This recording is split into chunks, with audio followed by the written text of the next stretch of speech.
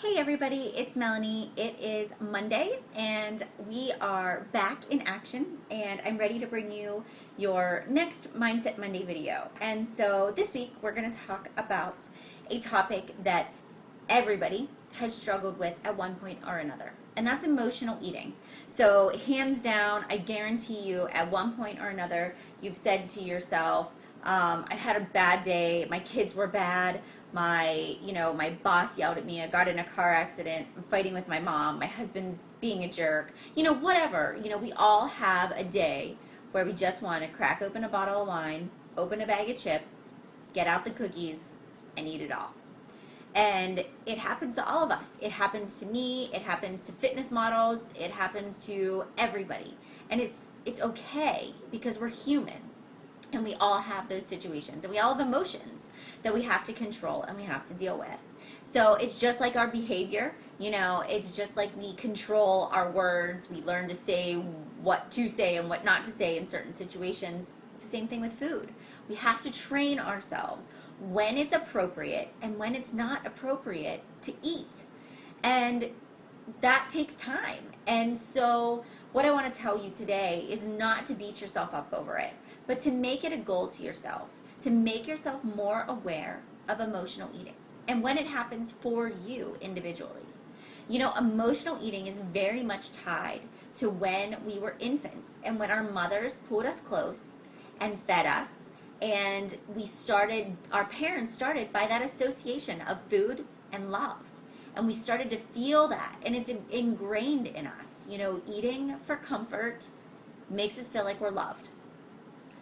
It worked as babies, right? Because it's true, our parents did feed us because they loved us. They wanted us to grow and they wanted us to be nourished and be healthy. But now, eating takes on a totally different reason for us. And so today, let's talk about some ways we can combat emotional eating. The first thing, when you go to eat emotionally, ask yourself this 4 times. Do I really, really, really, really want this food? You've had a bad day. Come in to the house, flip open the refrigerator. There's Ben & Jerry's ice cream, chocolate, double fudge, peanut butter, sitting right in front of you. Pull out the spoon, just start digging in. Before you do that, say to yourself, is this what I want my cheat meal, my emotional eating to be for the week? So maybe on Friday you're going out with your friends or with your husband and they serve this phenomenal dessert and you really want to have that. But if you make the choice today to eat that ice cream, you have to forgo that Friday night dessert. Do you really, really, really, really want this ice cream to be your cheat for the week? And if you're not sure, then put it back.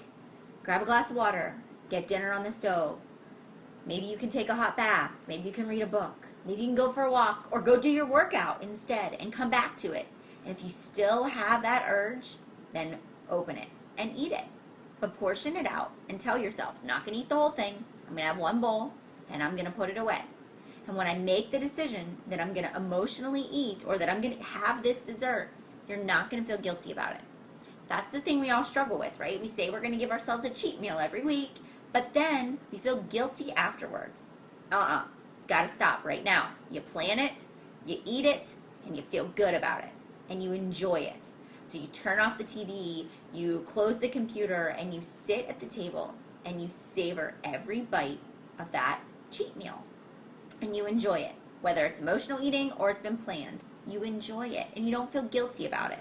So that takes that emotional piece away from eating. You're aware of what you're doing. You've made the conscious decision, and then you write it down. Whether you track it in MyFitnessPal or you have a food journal or whatever it is, you write down what you had for the week.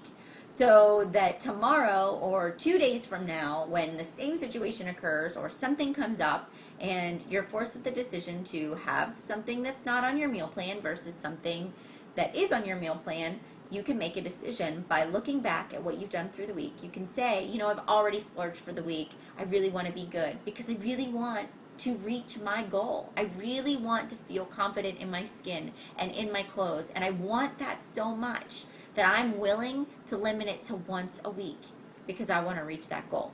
And because you know how good you feel when you make healthy decisions. So you're going to keep track of it. You're not going to feel guilty about it, right? You're going to clear the clutter when you go to sit down and eat, and you're going to enjoy it. And you're going to pick something that is going to be good. You don't want to pick a cheat meal that after the fact you're going to say, well, that really wasn't that good.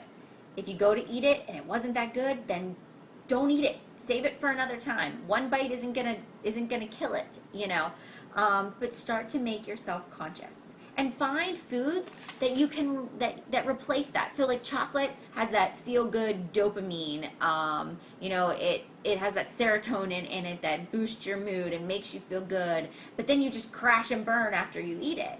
And so you can find foods that are like pinto beans or protein, even like eggs and lentils and fish. They're high in dopamine, so they give you that same feel-good feeling when you eat it, which over time can make you crave chocolate less and less as you, again, start to get rid of that emotional connection between foods.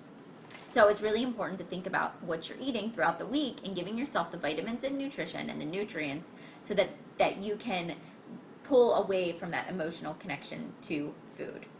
And the last thing that I really want to talk about is, you know, really making sure that you are in it, in that mindset, in it to win it, knowing that the emotional situations that come up in life cannot be defined by food, but they're defined by the way that you handle them and the way that you can look back at that situation and take control of your life.